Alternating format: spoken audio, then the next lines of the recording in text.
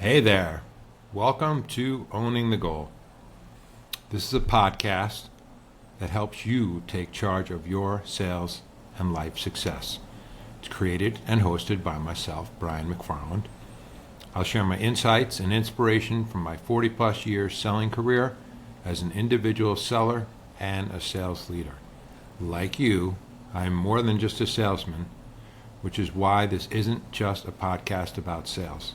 I'll talk about my other passions too, like books, sports, music, mental fitness, and physical fitness, and how they all relate to hitting our goals, because success in sales is success in life.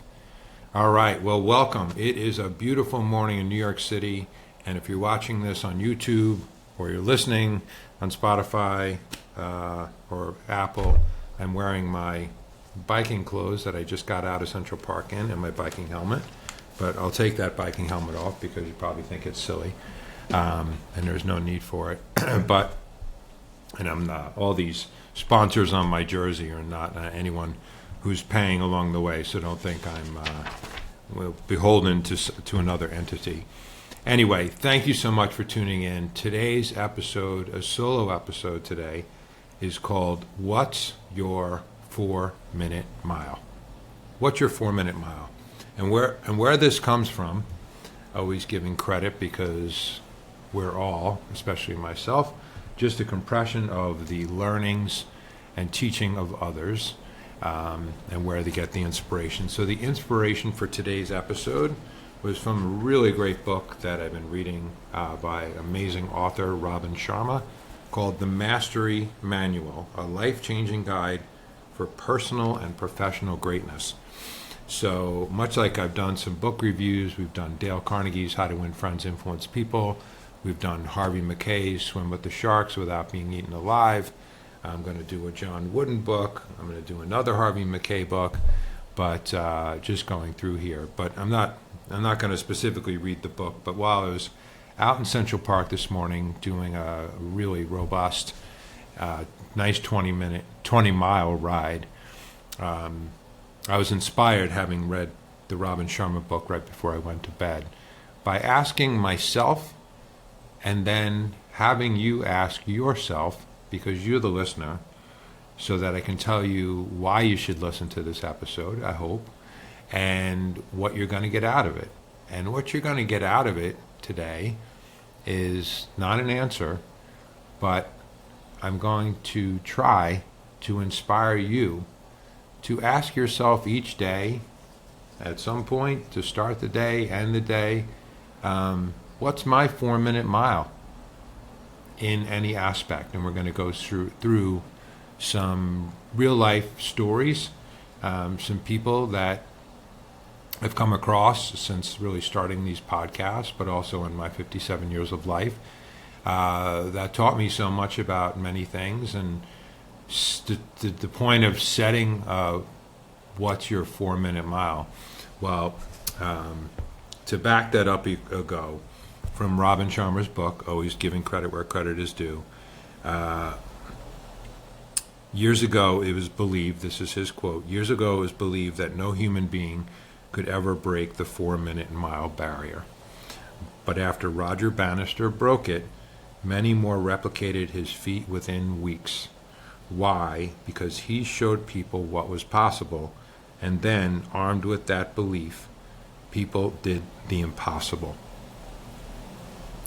Old story, probably know it, maybe you don't. But, so that got me thinking, what's your 4-minute mile? From Robin, what bill of goods have you sold yourself as to what's impossible? What false assumptions are you making in terms of what you cannot have, do, and be?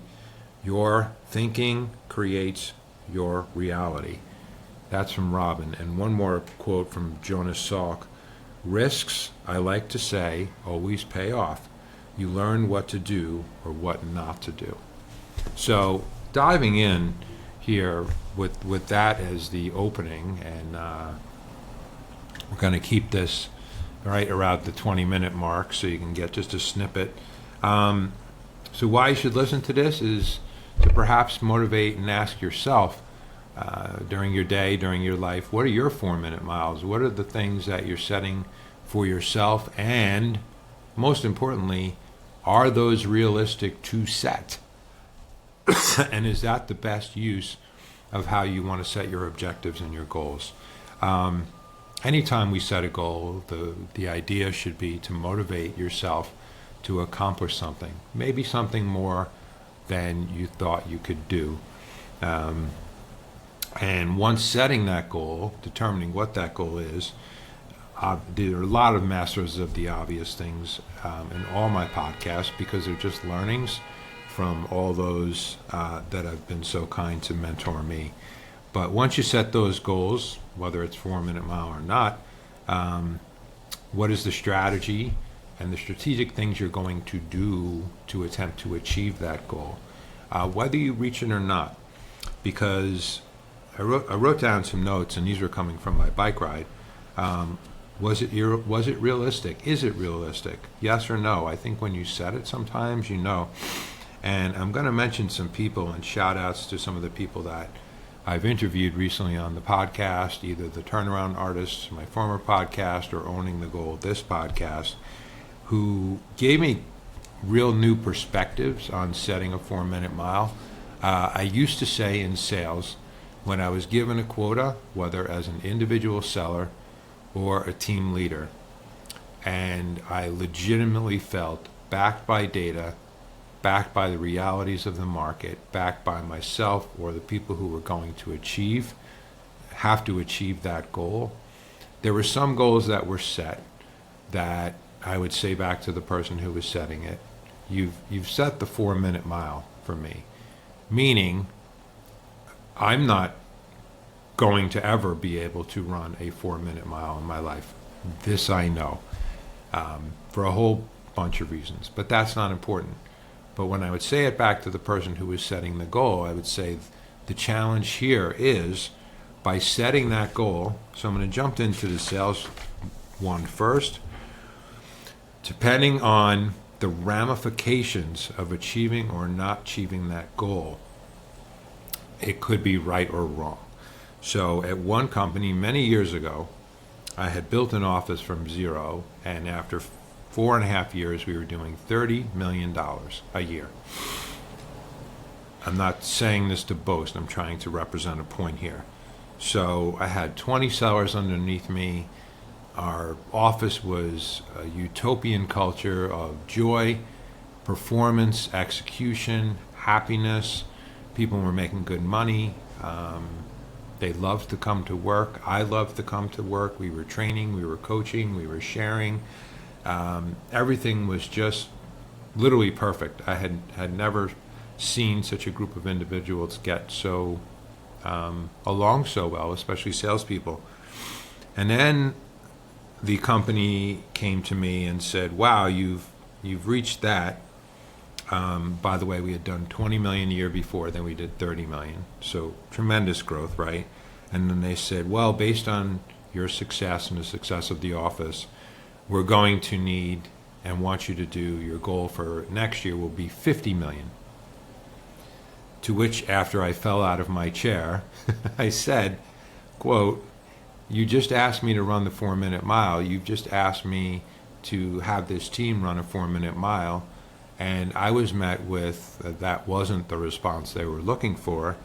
And I went down a list of items that turned out to be correct, where I said, in this sense, it does not make sense, and it's going to be counterproductive to myself, to the organization, to the people who work with me or work for me,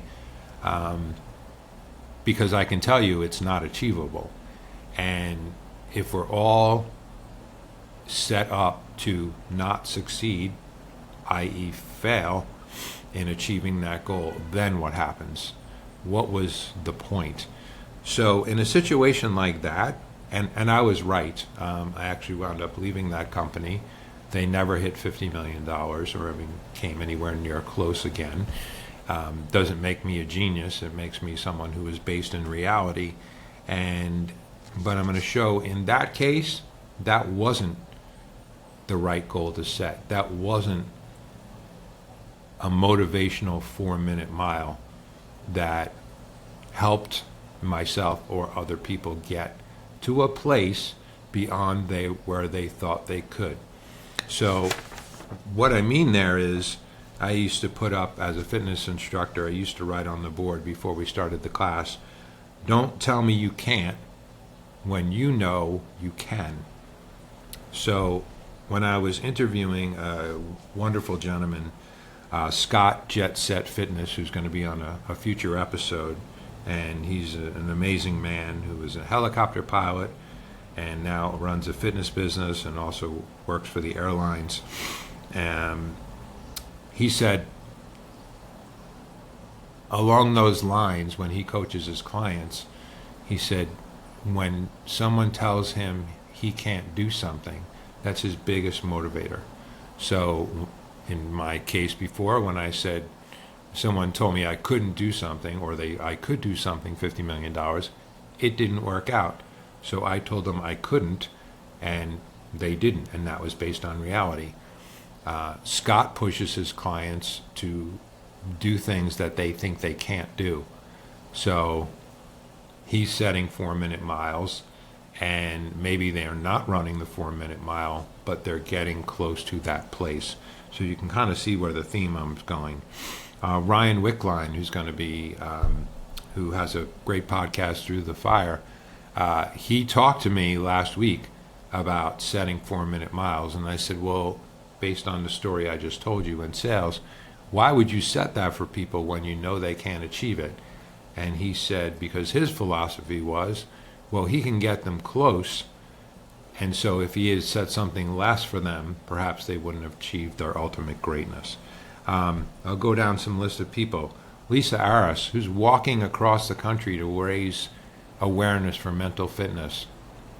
Talk about setting a 4-minute mile. She's walking across the country through storms, challenges, she hurt her ankle, whatnot, but she keeps going. And you know what? She's going to get here, and maybe that was too big of a goal, or we'll talk to her after she gets through her journey. But if she didn't set it, perhaps she wouldn't make it to New York, or wouldn't raise the amount of money that she was looking to do. Myself and my life partner, post our divorces, we set 4-minute miles, if you will, that potentially we hoped we could find another life partner that would make us happy, for the rest of our time together. And I must tell you, from my perspective, it seemed impossible. And I was resigned to a solo life of being a single person. And that might have been okay, but I've received much more joy in that I've achieved a 4-minute mile where I found the person that I do want to spend the rest of my life with. So that turned out well. My sister, bless her, down in Virginia, after she became a single mom, she had the dream. Her 4-minute mile was to build a log cabin in the middle of the woods and carve out a new life for herself. Wow, that seemed like a 4-minute mile when I heard about it. But guess what? It's one of my favorite places to go visit, and it has horses and a mule and dogs and cats and all sorts of things, and it's one of the most beautiful places on earth. So she wasn't wrong in setting that, and she took a risk. I had a wonderful gentleman on, Tom Mitchell, Always Be Serving. Great episode if you want to go back to one. One of Tom's point was, take risks. Do things you think you might not be able to do, because you might just surprise yourself and achieve something. And Tom and his dear wife Rosemary built a company that employed hundreds of people in the end. Did they think at the beginning when they set out to do it that they could run that 4-minute mile? Not really. But they took the risk and they achieved it. So in that case, it was the right thing. I'm working with a real good friend of mine who's transferred out of the buying of media business into now going into selling insurance. One of the most challenging sales jobs one could ever had. And we talk every week as he's getting ready to embark upon his journey. Shout out to Ian, my great friend, who also, we went to the same high school together. And he's doing such a great job about setting his 4-minute mile of how many calls he's going to have to make a day, how many cold calls, how many people are going to tell him to go away, or hang up on him, or not want to buy what he's selling them and trying to help them, just because of the perception. But you know what? We're working together, and he's doing all the heavy lifting with the brokerage and the agency of figuring out what is his 4-minute mile that's going to drive him to success.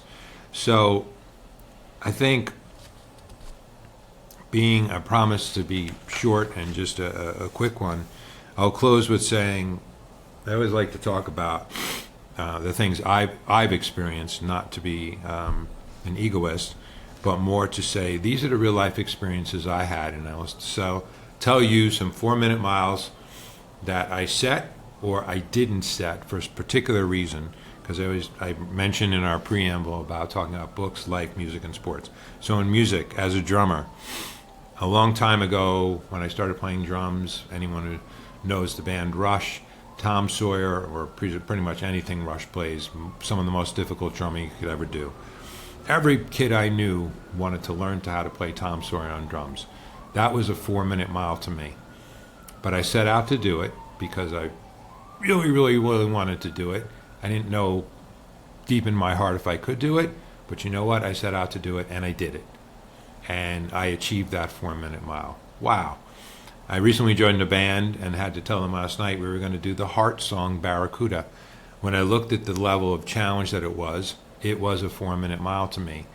I had to decline doing that song because I said I don't have the time, specifically our most valuable resource, to accomplish and run that 4-minute mile. So therefore, that's not a realistic goal for me to set. In sports, as a basketball player in high school, I wanted to dunk. That was my 4-minute mile. I think I dunked 3 times in my life. I set a strategy. I decided that this is what I was going to do, and I was going to keep trying till I did it. And I was able and willing to put the time and the effort and the exercise in to do it. So that was a great one. In bodybuilding, it was bench pressing over 300 pounds. That was the 4-minute mile. Seemed impossible to me, but I set it and I achieved it. I wound up benching 365 pounds once, but that was a long time ago. Scuba diving, thanks to my life partner, Marisa, have a huge fear of drowning. Never thought I could scuba dive, but guess what? Just this year, 2025, I set my mind to it. I had the support of Marisa, and after a couple weeks of training and real hard work and some wonderful people down in Grand Cayman, I scuba dove. That was a 3-minute mile to me that I'd never ever thought I could achieve. So that was a good one to set. On the swimming front, never thought I could do a triathlon because I couldn't do the swimming part. I set that 4-minute mile, and I actually did it. So that takes you through, and then I close with the saying, the sales one, where that was the one that shouldn't have been set, and it actually kind of destroyed an office and an organization. So where am I going with this as I wrap up? Ask yourself, when you journal, when you talk about gratitude, when you talk about the things you want to accomplish, at least post, what would the 4-minute mile of this activity, goal, objective, or dream be to me? And then let's determine what level of reality that is or isn't, and calibrate with yourself or consult with friends or coaches or trainers, whatever, that are going to be able to help you, find the right coach to say, yes, let's set this 4-minute mile. I think you can achieve it. I'm not sure you can achieve it, but we're going to get darn close. But because we're going to set that goal, it's going to be productive and constructive rather than destructive. So anyway, that being said, if you take one thing from this, What are your 4-minute miles? Don't tell yourself you can't do something when you know you can. And even if you don't reach the 4-minute mark, you can get as close as you can. But set those goalposts for yourself. And I can just say for myself, my own experiences, the things that I have achieved, and I've got many more to achieve in this life, I did it because I agreed to set 4-minute miles for myself. And it seemed like more often than not, as I reviewed this, I achieved them. So that being said, thank you so much for listening. Thank you so much for tuning in. It's owningthegoal.com. Please like, follow us, share this with a friend if you think they could benefit in any way. Listen to it again yourself. Pick up the great book, The Mastery Manual by Robin Sharma. I promise you it's a brief read, but it's the type of book you can keep going back to and really benefit your life. And keep coming back to listen to Owning the Goal. And if you'd like to be a guest and tell me some of your stories, and our listeners some of your stories about owning their goals, just write me an email at brian@owningthegoal.com, and we'd be happy to have you on. We're on all your podcasting platforms, YouTube, Facebook, Instagram, anywhere you want. But I thank you so much for your time. Thanks for listening. And I came in at 21 minutes and 30 seconds, probably with a little music intro, it'll be longer. But have a wonderful day ahead, a wonderful life, and I really appreciate you tuning in. Thanks so much.